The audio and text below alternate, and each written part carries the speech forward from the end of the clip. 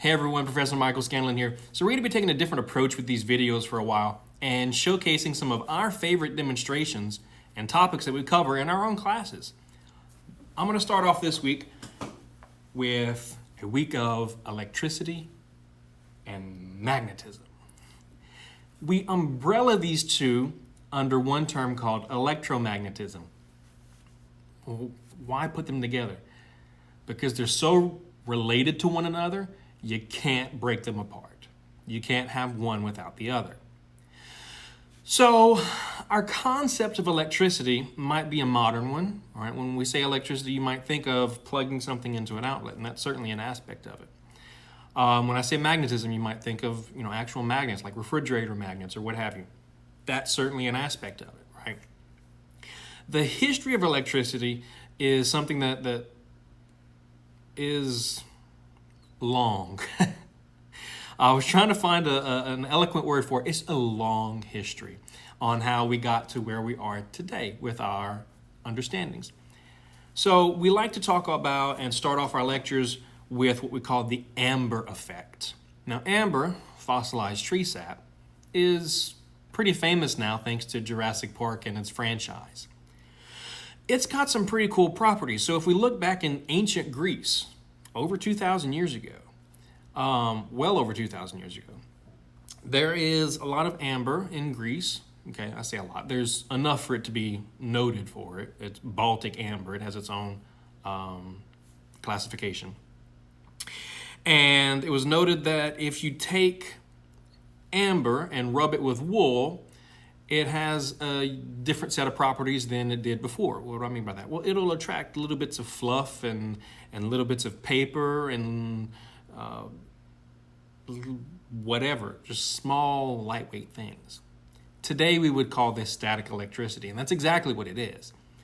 But we didn't understand that at that point, and so it became known as the amber effect. In fact, the Greek word for amber is electron, and that's the word from which we get our word electricity. So it all started with fossilized tree sap. We can fast forward a few centuries into the 1700s, and a lot of people are working with electricity and magnetism. Most notably, probably most familiar to most people, is Benjamin Franklin. He did a lot, probably not what you think he did.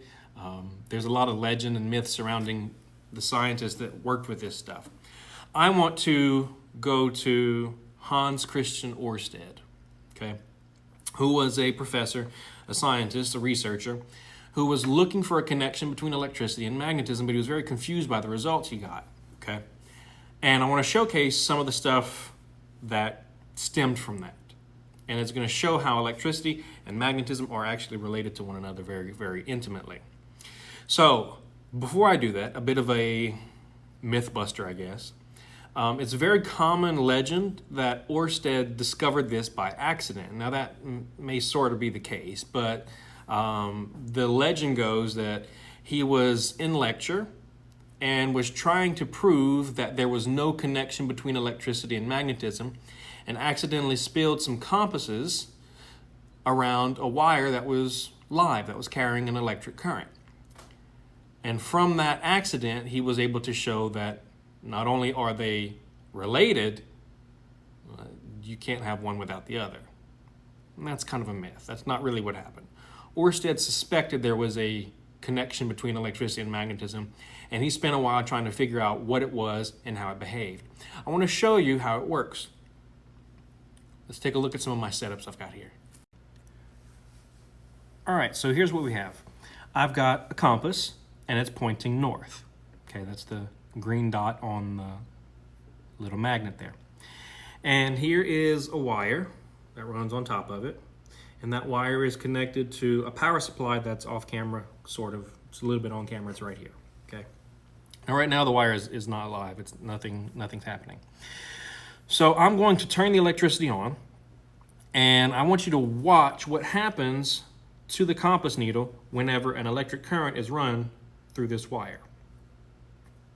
Watch.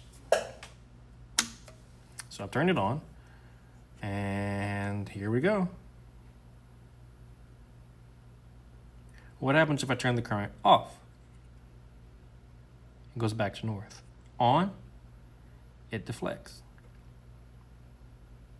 Off, it goes back to north. Very interesting. Now, what happens if I reverse the polarity? That is, if I switch the wires around so that what was positive is now negative and what was negative is now positive. And I'm bumping my little setup here. There we go. So I've switched the wires. I'm going to turn it back on. And we're going to turn up the juice a bit.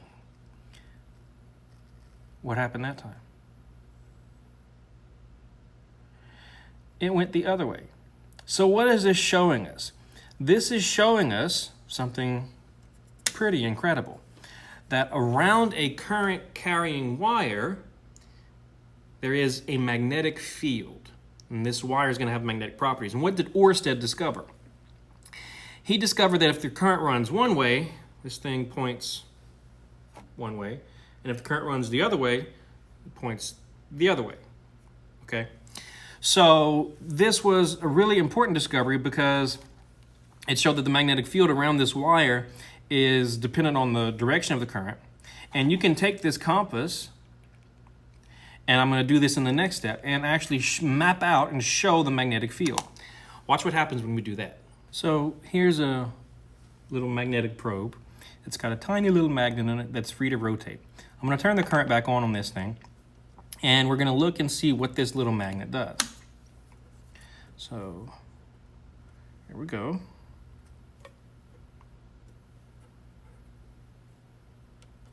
Back on. Now, here we go. Notice that the blue side, which is south, is pointing down here, and then in this direction here.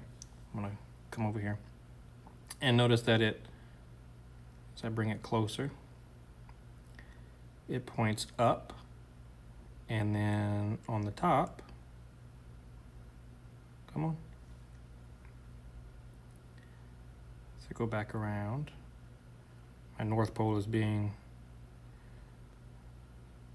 repelled here, and the south is being pushed down and then back out this way.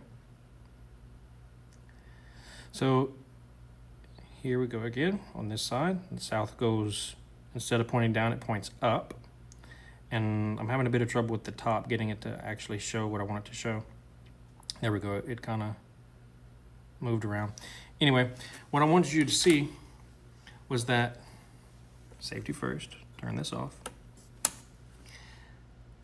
The direction of the magnetic field, the direction of this magnetic probe, was such that the south side pointed down and then around like this, and then up on this side, and then it was having trouble up at the top, but then it came and was horizontal here, and then went back down.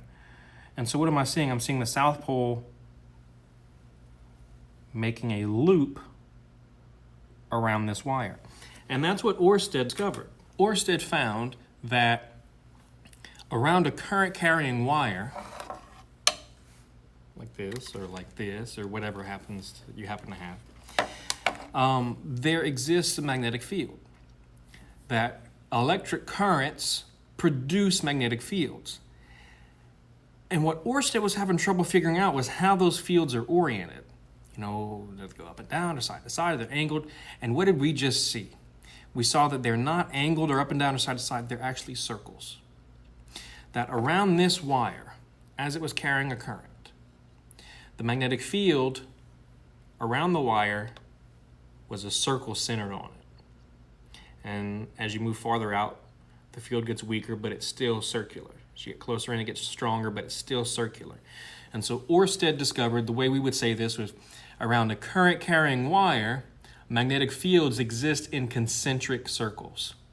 And reversing the direction of the current will reverse the direction. So we saw that the south pointed down here and then went around and up like this. If I would have reversed the polarity, I would have seen the south do the exact opposite. Okay? So electricity and magnetism are directly related to one another. In our next video, we're going to take a look at another scientist by the name of Michael Faraday and see how magnetism affects electricity. I'll see you in the next one, everyone.